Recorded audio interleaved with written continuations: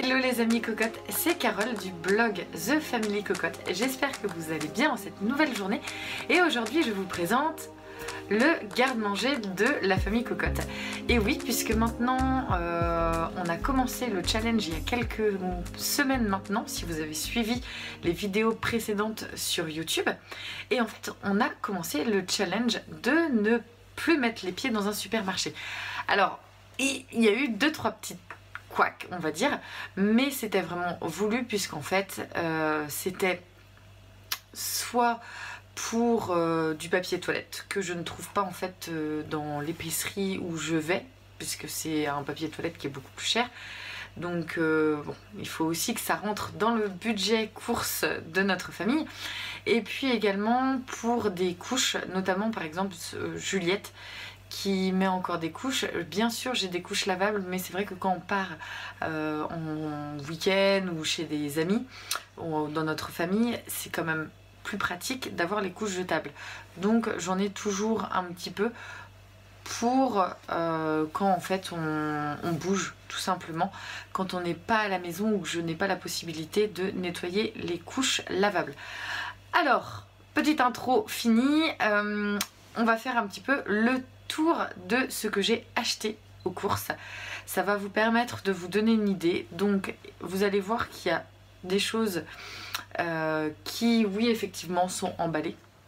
Alors, les emballages, c'est souvent soit des emballages tout simplement craft que j'ai pris puisque j'avais pas prévu le nombre suffisant de contenants ou j'avais pas assez de sacs en tissu. Autrement, c'est je fais toujours attention de privilégier les contenants verts, et si je ne peux pas avoir du verre, tout simplement des contenants qui vont être recyclés. Donc le recyclage, c'est vrai que ça a ses limites, ça je suis d'accord, mais déjà vraiment faites attention au suremballage. Donc vraiment avoir des produits qui ne soient pas suremballés, ça veut dire un emballage dans un autre emballage qui est lui-même dans un gros packaging. Donc vraiment des choses, tout simplement les produits les plus bruts possibles. Je vais vous déballer mon sac et puis n'hésitez pas si vous avez des commentaires, des astuces aussi pour revenir quand vous revenez de vos courses, de la façon dont vous vous organisez aussi, ça peut être sympa de partager. Donc dans le sac,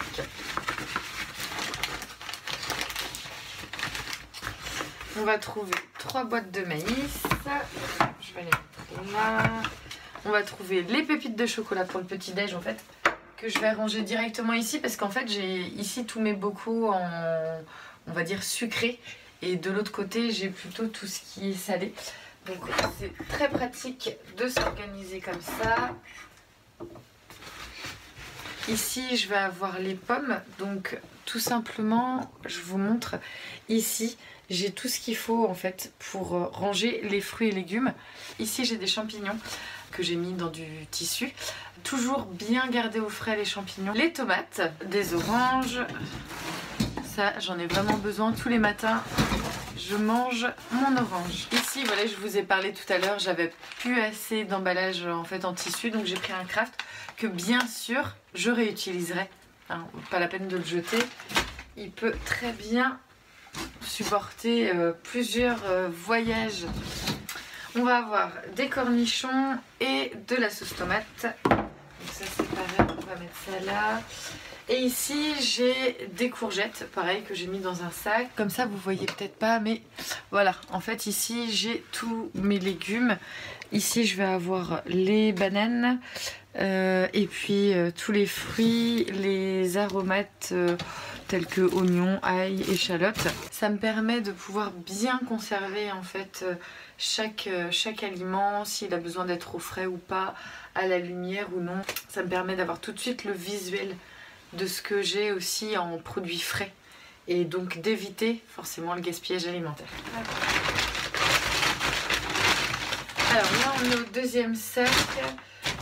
Jus d'orange, parce qu'en fait les enfants et puis Monsieur Cocotte aiment avoir leur jus d'orange, et selon les saisons en fait il n'y a pas forcément des oranges à jus, donc je fais toujours attention en fait de pouvoir avoir des produits aussi sains.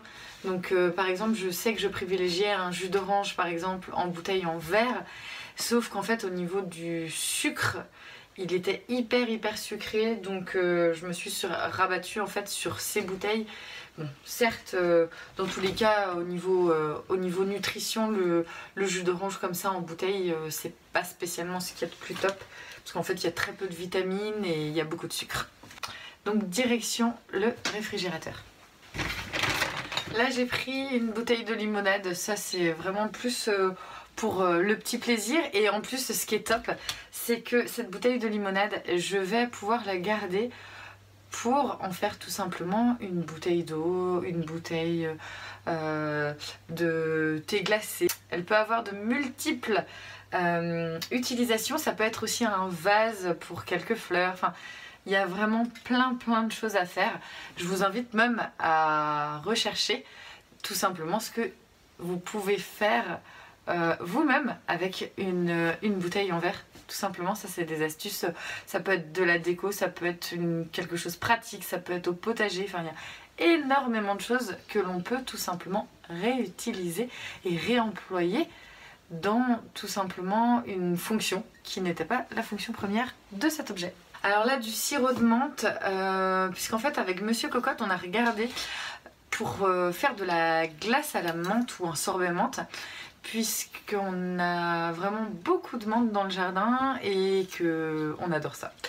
Donc vu que l'on a le Thermomix à la maison, on va se laisser tenter et on va essayer de faire ça tranquillement ce week-end. Et puis viens sur Instagram, je te partagerai justement la recette et puis les premiers essais de la glace à la menthe ou du sorbet. On va voir ce qu'on fait. Ici des tomates pelées, ça c'est pareil, j'en trouve pas en verre et vu qu'on est quand même voilà, on aime bien les pâtes, quand même la sauce, et en général quand je cuisine je privilégie vraiment soit la crème de coco, soit en fait les tomates pelées pour justement faire des sauces plutôt que des crèmes fraîches ou des corps très gras. Ça c'est pour le côté nutrition. On a les aubergines, donc ça va directement dans le bac à légumes. Et là c'est notre péché mignon, donc on a dit stop au Nutella. J'ai expliqué en fait aux enfants aussi toutes les conséquences de la déforestation sur l'huile de palme et puis en fait sur l'impact qu'a l'homme sur notre conso. Et bon, la pâte à tartiner malheureusement c'est quelque chose avec les enfants on n'arrive pas à l'éliminer. Pour le moment j'ai jamais fait l'essai de faire une pâte à tartiner moi-même. C'est vrai que pourquoi pas dans les semaines à venir, ça pourrait être une expérience aussi.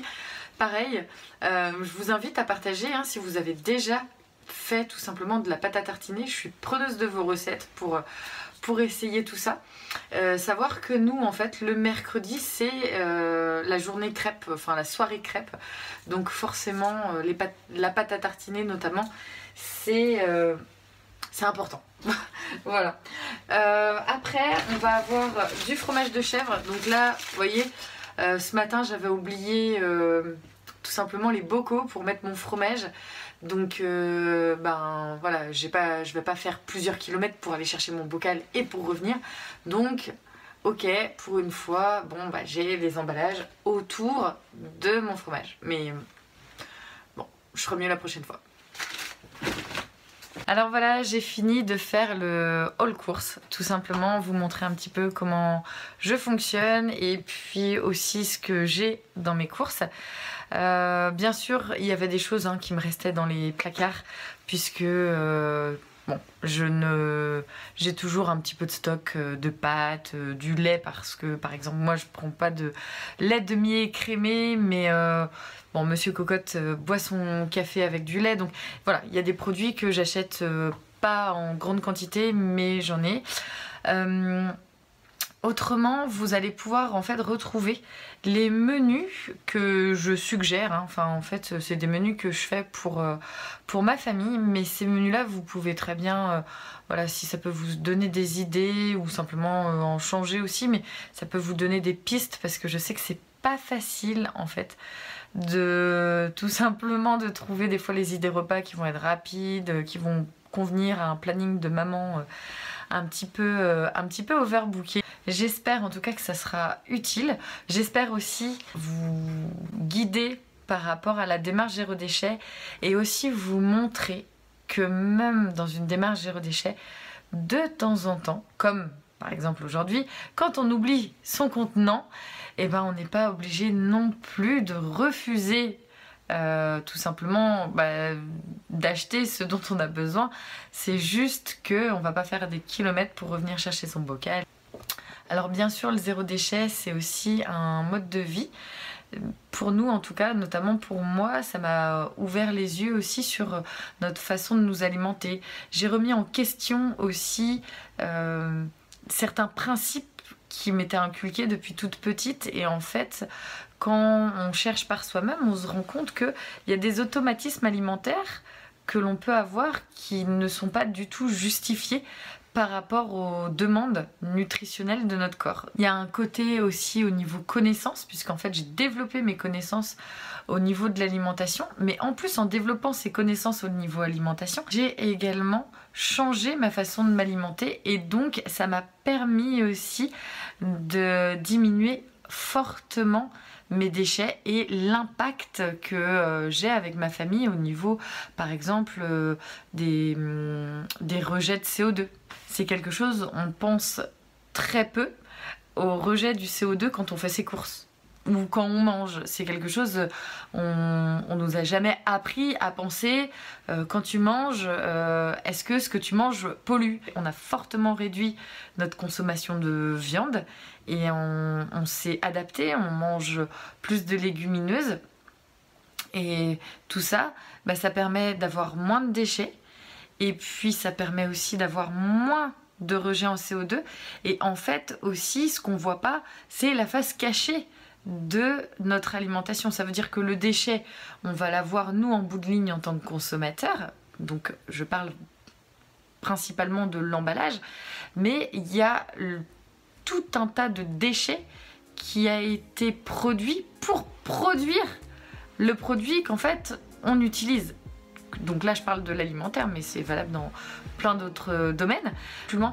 Et en fait c'est ce raisonnement que je veux vous aider à avoir, parce qu'en fait une fois qu'on a ce raisonnement là, c'est beaucoup plus facile dans la vie de tous les jours pour savoir ce qui est bon ou pas pour nous et pour notre planète et pour notre famille. Donc sur ce, j'espère que la vidéo t'a plu, que ça vous a intéressé.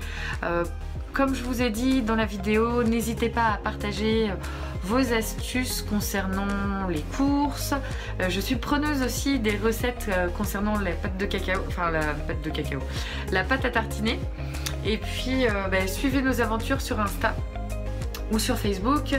Là normalement ce week-end ça va être tout simplement recette de sorbet ou de glace à la menthe comme je vous ai dit, et puis on essaiera sûrement 2-3 petites choses si je peux vous partager ça. Et puis un pouce vers le haut si vous avez aimé. Pour vous abonner, c'est ici, et puis bien sûr vous pouvez activer la petite cloche qui vous notifiera quand une nouvelle vidéo arrivera sur la chaîne YouTube The Family Cocotte. Je vous souhaite une excellente journée et je vous dis à très vite. Ciao!